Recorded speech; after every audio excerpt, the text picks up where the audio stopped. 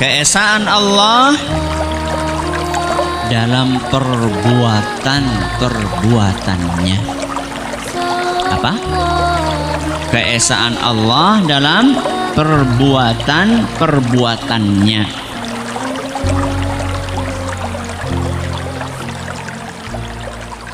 Perbuatan Allah itu banyak. Perbuatan Allah itu banyak. Karena Allah Subhanahu wa taala adalah Rabbul Alamin. Apa Rabbul Alamin? Penguasa alam semesta.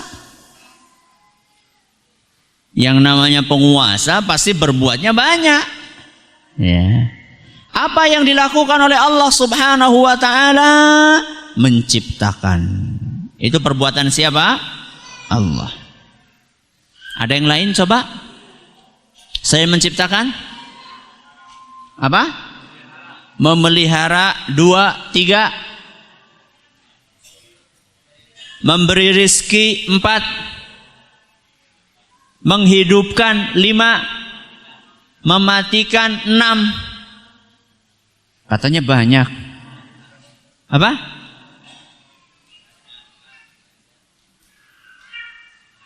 Mengatur 6, 7. Melindungi 8. Menyembuhkan. Kita harus meyakini bahwasanya yang bisa melakukan itu semua dengan sempurna hanya Allah Subhanahu wa taala. Hanya Allah Subhanahu wa taala. Maka jangan sekali-kali mencari rizki dari selain Allah. Karena yang bisa memberikan rizki adalah Allah. Innallaha huwar razzaq. Sesungguhnya Allah dialah pemberi rizki. Dzul quwwatil matin. Allah yang memiliki kekuatan yang sangat dahsyat. Surat Az-Zariyat ayat 58. Anda bisa bayangkan seluruh makhluk yang ada di muka bumi ini, dari yang paling besar sampai yang paling kecil, rizkinya semuanya ditanggung sama siapa? Allah. Makhluk yang paling besar apa contohnya? Gajah. Gajah sama dinosaurus besar mana? Emang ada usah dinosaurus? Nggak tahu tuh. Ya udah yang kelihatan gajah. Sampai yang paling kecil apa? Apa? Kuman. Nah. Kalau kami di Jawa itu ada binatang namanya tengu. Nggak tahu tengu? Nggak tahu. Apa?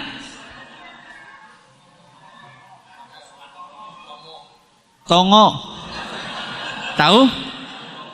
Tahu? Ibu-ibu nggak tahu. Yang tahu bapak-bapak ya. Dari yang paling besar sampai yang paling kecil itu semuanya rizkinya Allah yang nanggung. Berapa hari ditanggung sama Allah? Berapa hari? Selama hidupnya. Sejak kapan? Sejak ada bumi sampai bumi dihancurkan sama Allah Subhanahu wa taala. Kira-kira kalau ditimbang itu berasnya berapa ton itu? Coba. Kalau seandainya ada orang paling kaya. Orang paling kaya di Ciamis misalnya. Disuruh ngasih makan orang se-Ciamis selama 1 minggu. Apa yang terjadi? Bangkrut. Padahal itu baru ngasih makan apa? Manusia. Itu belum ayamnya, kucingnya, apalagi hewan di Ciamis apa? Sapinya, kambingnya. Makanya wajar seandainya dalam ayat yang terakhir saya baca tadi, surat apa tadi? Az-Zariyat. Ayat berapa? 58. Innallaha huwar razzaq. Sesungguhnya Allah adalah Maha pemberi rizki, dzul quwwatil matin, memiliki kekuatan yang dahsyat. Dari situ saja kita bisa melihat betapa besarnya kekuasaan Allah Azza wa Jalla. Maka jangan minta-minta rizki sama manusia. Manusia itu udah miskin pelit. Udah miskin pelit. Ustadz, masa manusia miskin? Ada ustadz yang kaya. Iya, tadi kan Anda udah bilang kaya, ngasih makan orang satu Ciamis berapa? 1 minggu bangkrut. Berarti kan miskin. Allah kaya, maha kaya. Kenapa kita minta-minta sama manusia? Mintalah sama Allah Azza wa Jalla. Karena Allah maha kaya dan maha dermawan. Manusia sudah miskin pelit. Mau buktinya manusia pelit? Kalau ada pengemis datang ke rumah Anda, tok tok tok, assalamualaikum. Waalaikumsalam. Sinten. Kalau orang sini apa? Saha. Iya, betul. Kulo, betul? Kula apa? Kalau saya apa? Abdi. Kalau di Jawa kulo, kulo sinten, kulo nyuwun. Maksudnya minta-minta gitu. Orang minta. Datang pengemis hari pertama dikasih? Kasih. Berapa? 10.000. Wah, 10.000. Iyalah, hari pertama 10.000. Ternyata besoknya di jam yang sama datang lagi pengemis yang sama. Dikasih berapa? Turun. Jadi berapa? 5.000. Ternyata hari yang ketiga datang lagi. Dikasih berapa? 2.000. Hari yang ke-4 datang lagi. Dikasih 1.000. Seminggu masih datang terus dikasih. Ini bukti manusia itu pelit. Kalau kita minta sama Allah sehari sekali selama 1 bulan, Allah marah? Enggak. Kalau kita minta sama Allah sehari 10 kali, Allah marah? Enggak. Sehari kita minta 1000 kali sama Allah, Allah marah? Tidak. Bahkan Allah semakin senang ketika kita semakin sering meminta kepadanya. Innallaha huwar razzaq. Sesungguhnya Allah adalah Maha pemberi rezeki. Jadi ngapain kita pergi ke kuburan minta sama yang ada di kuburan? Minta sama Allah. Ya. Minta sama Allah. Ya. Rasulullah sallallahu alaihi wasallam berpesan, "Idza sa'alta fas'alillah." Kalau kamu mau minta, mintalah sama siapa? Allah. Makanya ada seorang ulama salaf mengatakan, "Man minna sa'alallaha hajatahu qabla an yas'alan nas." Siapa di antara kita yang membiasakan dirinya ketika butuh sesuatu minta dulu kepada Allah sebelum minta kepada manusia? Siapa? Siapa di antara kita membiasakan diri kalau butuh sesuatu mintanya kepada Allah dulu baru minta kepada manusia? Siapa? Jarang. Rata-rata dari kita begitu ada kebutuhan larinya pertama kali kepada manusia atau kepada Allah? Manusia. Seorang anak yang kehabisan sangu datangnya kepada siapa? Orang tuanya. Seorang pedagang yang kehabisan modal perginya kemana? Rentenir. Nah, rentenir keliling. Apa? Rentenir keliling. Lintah darat. Udah tahu lintah mau aja. Ya. Kenapa kita tidak minta sama Allah? Ustadz, emang Allah bisa ngasih? Astagfirullah. Allah bukan hanya ngasih. Allah ngasih setiap yang kita minta, bahkan lebih dari yang kita minta. Bahkan Allah ngasih sesuatu yang tidak kita minta. Betul? Apa contohnya? Mata. Siapa yang tadi pagi minta sama Allah, ya Allah, izinkan hari ini mataku bisa melihat? Angkat tangan. Ada? Dikasih nggak sama Allah? Kasih. Apa lagi? Telinga. Ada nggak tadi pagi yang minta sama Allah, ya Allah, izinkan kedua telingaku pada hari ini bisa mendengar? Ada? Ada. Dikasih sama Allah?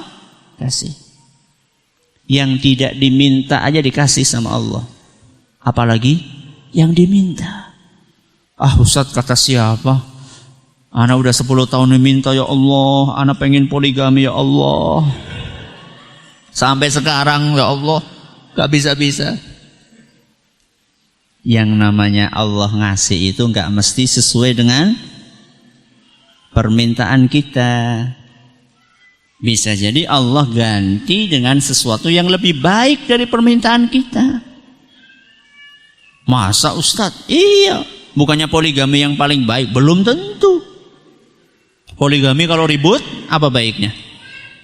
Setiap hari ribut, apa enaknya? Terus gimana Ustadz? Diganti sama Allah. Begitu Anda pengen poligami, istri jadi nurut banget. Itu bagus gak? Bagus, sudah itu. Alhamdulillah. Ya.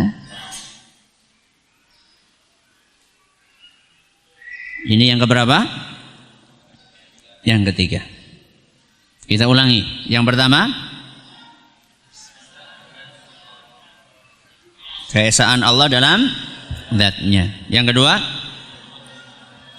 keesaan Allah dalam nama-nama dan sifat-sifatnya. Yang ketiga, keesaan Allah dalam perbuatannya. Perbuatan Allah banyak banget. Menciptakan, memberi rizki, menghidupkan, apalagi tadi? Mematikan, menyembuhkan. Makanya doa orang yang sakit apa? Allahumma rabban nas mudhibal bas ishfi antas syafi la shifaa illa shifa'uk shifaan la yughadiru saqama. Ini dalam hadis riwayat Bukhari. Allahumma rabban nas, ya Allah, Engkaulah Rabbnya seluruh manusia. Mudhibal ba's, Engkaulah yang bisa menghilangkan penyakit. Ishfi, ishfi itu artinya apa? Sembuhkanlah aku. Antas syafi, sesungguhnya Engkau Maha penyembuh. La shifaa illa shifauka. Tidak ada kesembuhan kecuali darimu, ya Allah. Shifaan la yughadiru saqama. Aku menginginkan kesembuhan total yang tidak menyisakan penyakit. Jadi di sini kita kalau lagi sakit itu diajarin sama Nabi untuk minta sembuh, tapi sembuh total. Bukan sembuh pindah penyakit. Kan ada orang sembuh tapi kemudian pindah penyakit. Contoh, ada orang kena liver. Kenapa? Liver. Kalau orang kena liver, biasanya energinya akan susut. Dan salah satu cara tercepat untuk mengembalikan energi adalah minum sesuatu yang manis, supaya cepat kalorinya itu diserap oleh tubuh sehingga energinya kembali muncul. Maka dinasihati sama dokter sering-sering minum yang manis. Alhamdulillah sembuh. Setelah itu datang penyakit gula. Kita minta sama Allah syifaan la yughadiru saqama. Aku minta ya Allah kesembuhan yang tidak menyisakan penyakit alias kesembuhan total. Dan sebelumnya kita katakan Allahumma rabbanas mudhibal bas isfi anta syafi la shifa illa shifa'u. Tidak ada kesembuhan kecuali darimu. Kesembuhan itu bukan dari dokter. Kesembuhan itu bukan dari obat. Betul? Buktinya apa? Buktinya ada 2 pasien. Si A sama si B. Penyakitnya sama. Dokter yang menangani sama. Obatnya sama. Kamar di rumah sakitnya sama. Masuk rumah sakitnya bareng. Yang satunya sembuh, yang satunya mati. Padahal penyakitnya sama, dokternya sama, obatnya sama, dosisnya sama, kamarnya sama. Terus yang bikin ini sembuh, yang bikin ini mati siapa? Allah. Berarti kita nggak perlu berobat, perlu. Tapi tawakalnya bukan sama obat. Tawakalnya sama Allah Azza wa Jalla. Terakhir. Keberapa berarti? 4. Keesaan Allah dalam keberhakannya. Keesaan Allah dalam keberhakannya atas ibadah para hamba. Saya ulangi. Keesaan Allah dalam keberhakannya atas ibadah para hamba. Apa sih artinya keberhakan? Allah punya hak. Atau dengan bahasa yang lugas, ibadah itu hanya boleh kepada Allah.